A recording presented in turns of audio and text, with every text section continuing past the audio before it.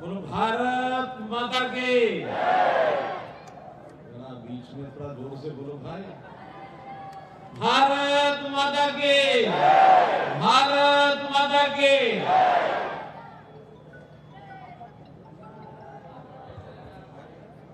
Shri Bandi Datta Sanjay garu, union minister of state for home affairs, Shri Poonam Prabhakar ji, Telangana state trust and DC welfare department, Shri Kongoleti Srinivas Reddy garu, revenue and housing information department minister, Shri Gangula Kamalakar garu, MLA Karimnagar, Shri Yadagiri Sunil Rao garu, mayor city corporation Karimnagar, Mrs Challa Swarupa Rani Harishankar, deputy mayor city corporation Karimnagar, all the corporators and dignitaries, Collector Srimati Pamela IAS, Municipal Commissioner Srimati Chawat Barbari IAS, officers from the staff, and my dear brothers and sisters. నా ప్రియమైన కరీంనగర్ తోడులారా నమస్తే. ఈరోజు నేను మిమ్మల్ని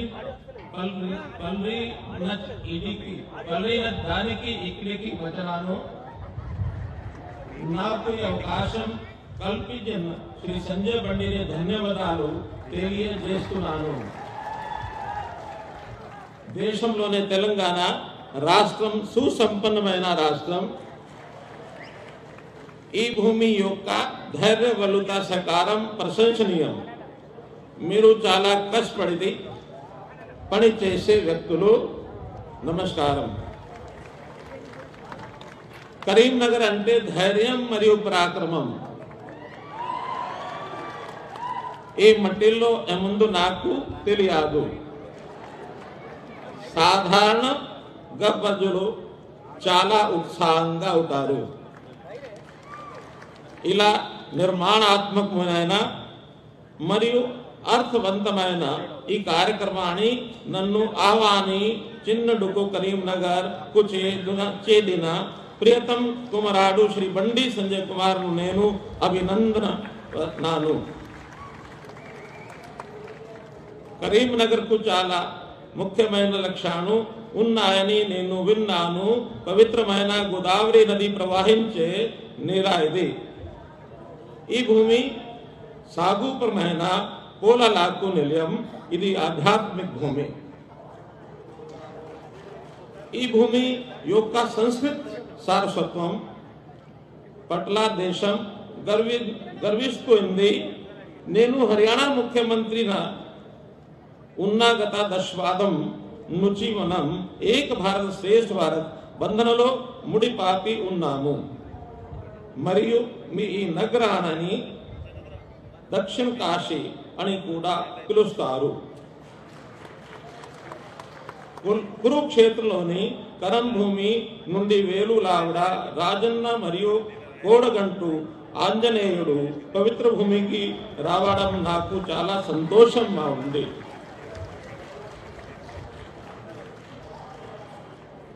నేను ఇప్పుడే తెలుగు నేర్చుకుంటున్నాను. ఇక హిందీలో మాట్లాడుతాను. సరేనా?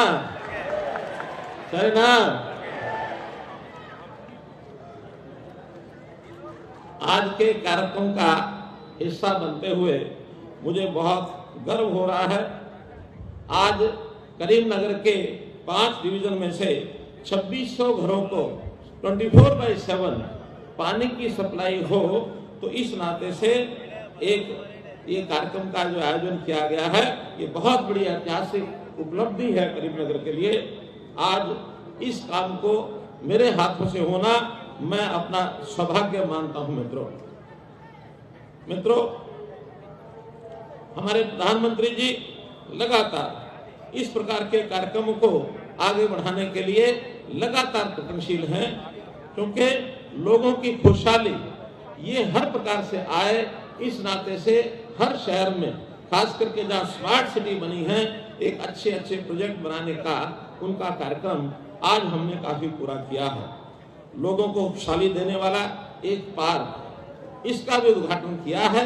बहुत सुंदर पार्क, जहां सुबह शाम यहाँ के बच्चे, महिलाएं, बड़े बूढ़े, नौजवान सब जाकर के एक अच्छे वातावरण का आनंद ले सकते हैं। वहां पर सब प्रकार की सुविधाएं ये बनाई गई हैं।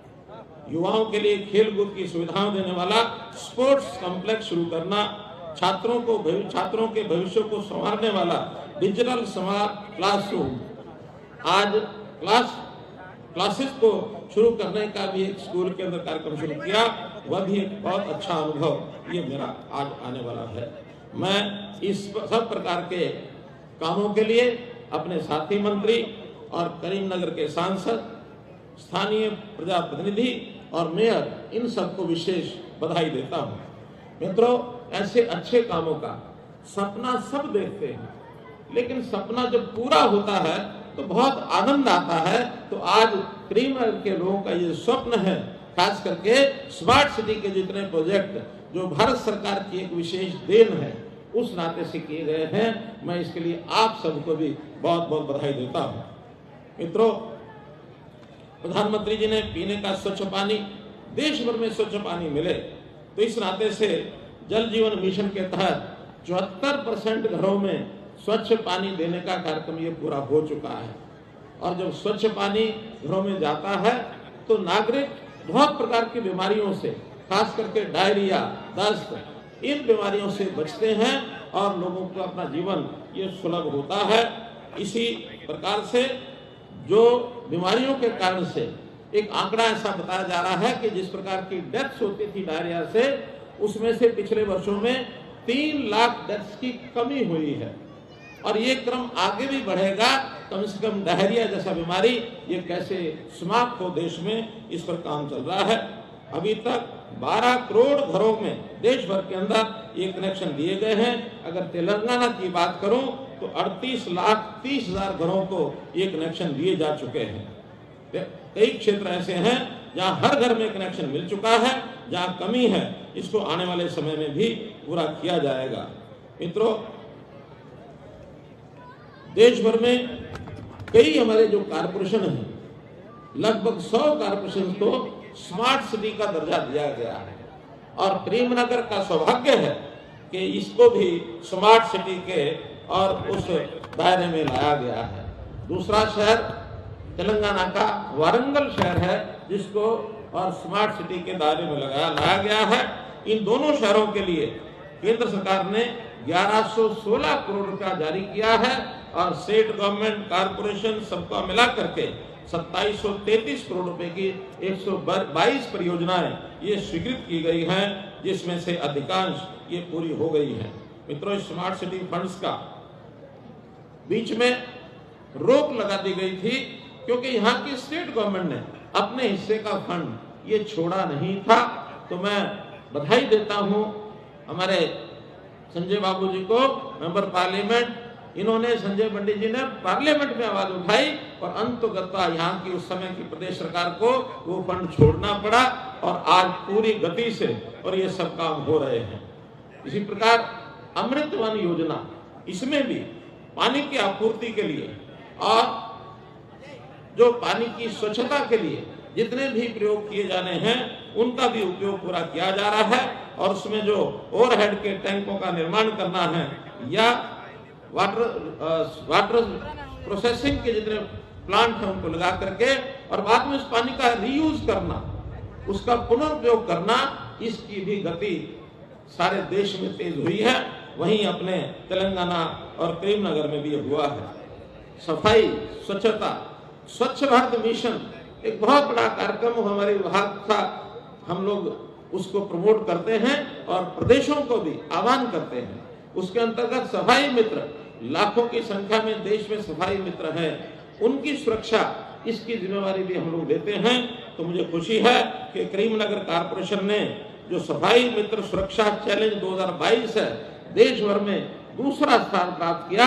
तो मैं करीमनगर के अपने कारपोरेशन को और यहाँ के अधिकारियों को बहुत बहुत बधाई देता हूँ। राष्ट्रपति के हाथों से 4 करोड़ रुपए का नगद पुरस्कार भी करीमनगर कारपोरेशन को मिला है। मित्रों, कोविड का विषय हम भूले नहीं है। कोविड एक ऐसी त्रासदी थी कि दुनिया को एक मानव के अस्तित्व का संकट ये नजर आता था कि पता नहीं मानव बचेगा कि नहीं बचेगा, लेकिन अपने देश में प्रधानमंत्री नरेंद्र मोदी जी के नेतृत्व में हमारे यहाँ के वैज्ञानिकों ने इस प्रकार की डोज ये आविष्कार किया और उस आविष्कार के कारण से देश भर के लोगों को ही बचाया, बल्कि दुनिया के और देशों में उस प्रकार की जो डोज थी वो भेजी गई। और यहाँ भी अच्छी पॉलिसी, जो फ्रंटलाइन वर्कर्स यहाँ के थे, स्वास्थ्य कर्मी थे, उन्होंने कारपोरेशन जो क्वारंटाइन पॉलिसी बनाई थी उसके अंदर एक बहुत ही उल्लेखनीय काम यहाँ करीमनगर के अंदर हुआ और अंततोगत्वा हमने कोविड के ऊपर विजय प्राप्त की। इस प्रकार से एक बहुत बड़ी सराहना का ये काम ये हम लोगों ने उस समय किया है। स्मार्ट सिटी के अंतर्गत नगर की सब सेवाएं, इनकी जानकारी एक जगह पर मिल जाए तो ICCC इंटीग्रेटेड कमांड कंट्रोल ये भी योजना के अंतर्गत करीमनगर में बनाया गया है। आज उस कंट्रोल सेंटर पर शहर के अंदर चाहे यातायात की व्यवस्था है, पानी की व्यवस्था है, प्रकाश की स्ट्रीट लाइट की व्यवस्था है अथवा ट्रैफिक की बात है, सब चीजों की नजर एक ही स्थान से रखी जा सकती है ताकि शहर की व्यवस्थाओं को कैसे सुचारू बनाया जा सके। स्ट्रीट वेंडर्स ये भी अपने इस विभाग का ही एक काम है कि जो हमारे गलियों में या हमारे बाजारों में भी जहां कहीं दुकानें नहीं होती हैं वहां स्ट्रीट वेंडर्स जा करके अपना सामान बेचते हैं। गली गली में अपने छोटी छोटी दुकानें, छोटे छोटे रेड़े खोमचा ये लगाते हैं, इनको कैसे सुविधा पहुंचाई जाए तो स्ट्रीट वेंडर्स को भी धन उपलब्ध कराने के लिए 12,000 स्ट्रीट वेंडर्स इनको केंद्र सरकार की ऋण की सहायता करीमनगर के लोगों को मिली है और इसके तहत 67 लाख लोगों को लाभ पहुंचाया गया है। इस प्रकार तेलंगाना में 67 लाख देश भर में पहुंचाया गया, तेलंगाना में भी 4,25,000 लोगों को ये लाभ पहुंचाया गया है। इसी प्रकार PM मुद्रा योजना, हमारे युवा इनको पैसे के कारण से अगर कोई काम करना है तो व्यवधान ना आए, उनको लोन एक ठीक शर्तों पर मिल जाए, बिना कोलेटरल मिल जाए, तो ये योजना भी बहुत कारगर सिद्ध हुए युवाओं के लिए। देश भर में 30 करोड़ के जो लोन हैं ये दिए गए हैं, 30 लाख करोड़ के, 50 करोड़ लोगों को ये योजना मिली। तेलंगाना में भी 73 लाख खातों में 73,000 करोड़ रुपए ये ट्रांसफर किया गया है। बहुत युवा अपने पैरों पर खड़े हुए हैं। मित्रों, काम गिनाने के लिए बहुत है, फिर भी मोटी मोटी बात, तेलंगाना में जो खर्च हुए हैं मोटे रूप से हमको पता लगेगा कि इस खर्च से कितना काम तेलंगाना में हुआ है। सड़कों के निर्माण के लिए 1,20,000 करोड़ रुपया ये तेलंगाना की सड़कों पर केंद्र ने लगाया है। 1 लाख करोड़ रुपया पिछले 10 सालों में कम नहीं है मित्रों। इसी प्रकार चावल की खरीद के लिए भी 1,10,000 करोड़ रुपया और किसानों के खातों में ये डाला गया है। जो रीजनल रिंग रोड है उसके भी जितने भी शहर हैं उनकी रिंग रोड के ऊपर 26,000 करोड़ रुपया लगाया गया है। रेलवे लाइन और स्टेशनों के लिए 10 वर्षों में 32,946 करोड़ रुपया ये तेलंगाना के लिए सैंक्शन किया गया है। इस वर्ष के बजट में भी 24-25 का जो पिछला बजट गया है, इसमें रेलवे ने 5,336 करोड़ रुपया केवल तेलंगाना के लिए वो तय किया है। इस प्रकार से कल्याणकारी योजनाएं, जो जनधन खाते हैं, जब तक जनधन खाते लोगों को नहीं खुलेंगे तो कल्याणकारी योजनाओं का पैसा सीधा खाते में नहीं पहुंच सकता। तो आपकी जानकारी के लिए बता रहा हूं कि देश के 130 करोड़ लोगों में से 52 करोड़ लोगों के जनधन खाते केवल इस योजना के अंदर खोले गए, जो बहुत बड़ा एक क्रांतिकारी कदम है। तेलंगाना में भी 1,20,00,000 ऐसे खाते जनधन अकाउंट में खोले गए हैं। मित्रों, गरीब कल्याण योजना में मुफ्त राशन 80 करोड़ लोगों को मुफ्त राशन देश भर में जा रहा है। तेलंगाना में भी 1,91,00,000 अर्थात 2 करोड़ लोगों को, कुल आबादी हमारी 3.5 करोड़ है, 2 करोड़ लोगों को और मुफ्त राशन ये तेलंगाना स्टेट में दिया जाता है, जो 50% से भी ज्यादा बैठता है। मित्रों, जैसा मैंने स्वच्छ भारत मिशन की बात बताई, तो इसमें भी शौचालय बनाने का जो काम, हर घर शौचालय, ये भी क्रांतिकारी कदम था केंद्र सरकार का, नरेंद्र मोदी जी का। कभी ईश्वर किसी ने सोचा नहीं कि हमको घरों में शौचालय भी देने हैं। जब तक शौचालय नहीं थे तब तक हमारी बहन बेटियां माताएं वो घर में शौचालय न होने के कारण से, खास करके ग्रामीण क्षेत्र के अंदर, बाहर उनको खेतों में जाना पड़ता था। दिन के समय तो जा भी नहीं पाती थी, संकोच होता था, शाम को अंधेरे में ही बाहर निकलती थी। लेकिन ये शौचालय बनाने की मुहिम चलाई गई 12 करोड़ घरों में, और देश भर के अंदर ये शौचालय जो बनवाए गए हैं, जिसमें तेलंगाना में भी 31,27,000 शौचालय ये बनाए गए हैं। इसी प्रकार एलपीजी कनेक्शन, रसोई के अंदर गैस का कनेक्शन, उज्ज्वला योजना, ये भी देश भर में 10 करोड़ 33 लाख परिवारों को एलपीजी कनेक्शन ये दिए गए। और मैं तेलंगाना की यदि बात करूं तो 11,85,000 परिवारों को ये गैस कनेक्शन दिए गए हैं। अर्थात घर देने की बात ये कही गई, और घर के साथ घर की रसोई में चूल्हा दिया गया, साथ में पानी का नल दिया गया, अनाज दिया गया, बल्ब लगवाए गए। घर के अंदर कोई सुविधा ऐसा नहीं कि नहीं दी गई, केवल घर नहीं दिया गया, घर के साथ साथ उन्हें सुविधा भी दी गई, ताकि गरीब परिवार को हर प्रकार की सरकारी सुविधाएं वो मिल जाए, तो उससे वंचित न रहे। जहाँ तक किसानों की बात है, किसानों को भी, हर किसान को साल का 6,000 रुपया किसान पीएम किसान योजना के अंतर्गत सीधा उनके खातों में हर 4 महीने के बाद 2,000, ताकि छोटा किसान अपनी खेती के लिए और उस पैसे का उपयोग रख के अपनी खेती को आसानी से कर सके, उसको कोई संकट न झेलना पड़े। तो ये भी अपने यहाँ तेलंगाना में भी 30,70,000 किसानों को इसका लाभ ये जो मिला है। इसी प्रकार उर्वरक अर्थात खाद, बीज, दवाइयाँ, इसके लिए भी 30,000 करोड़ रुपए की सब्सिडी दी गई। एक उर्वरक बैग जो खाद का बीज है उस पर 2236 रुपए इसकी सब्सिडी दी जाती है, क्योंकि किसान इतना महंगा बीज यानी खाद खरीद नहीं सकता है। एक बैग 50 किलो का, उस पर 2236 रुपया ये जो है सरकार देती है। ये भी सब मोदी जी को इसका श्रेय जाता है। और केवल सब्सिडी दी जाती नहीं है, बल्कि तेलंगाना में तो एक विशेष बात भी हुई कि यहाँ रामगुंडम में एक खाद बनाने की फैक्ट्री, एक कारखाना ये भी लगाया गया है, जिसका सीधा लाभ तेलंगाना के लोगों को हुआ है। मित्रों, रोजगार मेला, लाखों युवकों को नियुक्ति पत्र दिए गए, चाहे केंद्र सरकार नियुक्तियां हो, चाहे अन्य किसी संस्थाओं की नियुक्तियां हो, इन सबको भी इसमें लाभ मिला है। मैं तेलंगाना की महिलाओं को विशेष तौर पर यह कहना चाहूंगा कि एक अभियान आज से 10 साल पहले नरेंद्र मोदी जी ने हमारे हरियाणा से ही शुरू किया था 22 जनवरी 2015 को, और वो अभियान था बेटी बचाओ बेटी पढ़ाओ। उस समय देश में महिला यानी एक लिंग जो अनुपात है, जेंडर रेशो, ये बहुत, महिलाओं की संख्या बहुत कम थी। और आज उस अभियान के 10 साल के बाद अभी का जो आंकड़ा है, देश भर का एवरेज वो 1000 पुरुषों पर 920 महिलाएं हैं। जबकि मैं तेलंगाना को बधाई देता हूँ, तेलंगाना में तो ये आंकड़ा 970 से भी आगे है। इसलिए तेलंगाना की बहनों को, यहाँ के परिवारों को मैं बहुत बहुत बधाई और शुभकामना देता हूँ।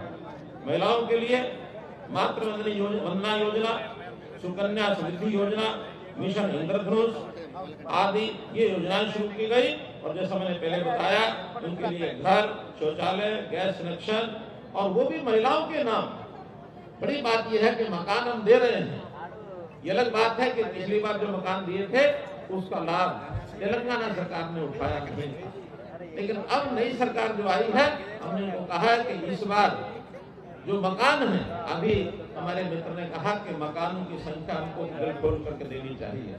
इस साल शहरों में 1 करोड़ मकानों का ये एक लक्ष्य केंद्र सरकार का रखा गया है। जो आपके हिस्से में आएंगे उससे भी ज्यादा, मोर देन योर शेयर, इस बार हम पिछली बार की जो कमी है उसको पूरा करेंगे, ताकि जो मकान है आपके तेलंगाना में पिछली बार नहीं बन पाए, उसके कारण से आपको उस शेयर से भी ज्यादा हम देंगे। ऐसा मेरा आपसे निवेदन है। मित्रों, जैसा एक डिमांड रखी गई आप ऐसा ना समझें कि उसको मैं दरकिनार कर रहा हूं, भूल गया हूं। आपने सबने खड़े होकर के और जो डंप साइट को क्लियर करने की बात रखी है, मैं आपको वादा दिलाता हूं कि उसके ऊपर उसकी प्रोसेसिंग में, वेस्ट का प्रोसेसिंग, उसमें जितना भी फाइनेंशियल और टेक्निकल सपोर्ट है पूरा केंद्र सरकार उसके लिए देगी। मैं आपको ये वादा करता हूं। इसलिए इस शहर का जो वातावरण है वो अच्छा बने, ये हम सब चाहते हैं। आपके इस काम में भी हम सहयोगी बनेंगे। मित्रों, बहुत बातें बताने की हैं, लेकिन चूंकि भारत सरकार के नाते मैं कह सकता हूं, मेरे पास आवास विभाग, शहरी विकास और साथ में ऊर्जा विभाग भी है। ऊर्जा यानी बिजली। बिजली की बात हमारे मित्रों ने कही नहीं है, या तो सब ठीक ठाक है, और यह आपको जानकारी नहीं है कि हमारे पास पावर डिपार्टमेंट भी है।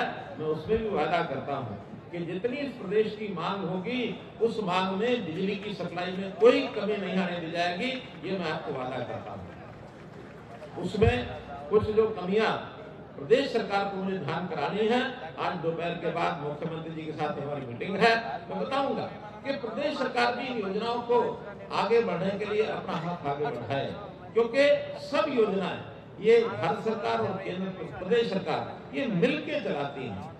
हमारी सरकारें हो सकता है अलग अलग पार्टियों की अलग अलग समय रही हो, लेकिन इसमें ऐसा कोई होड़ नहीं है कि हमको किसी प्रदेश में कोई कम देना है या ज्यादा देना है।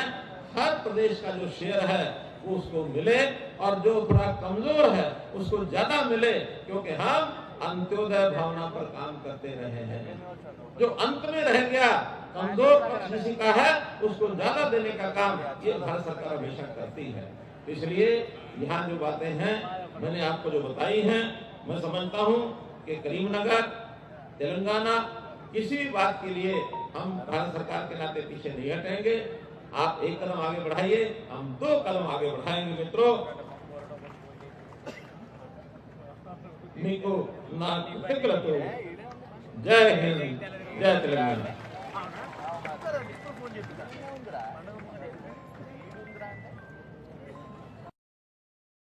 కూడా ఈరోజు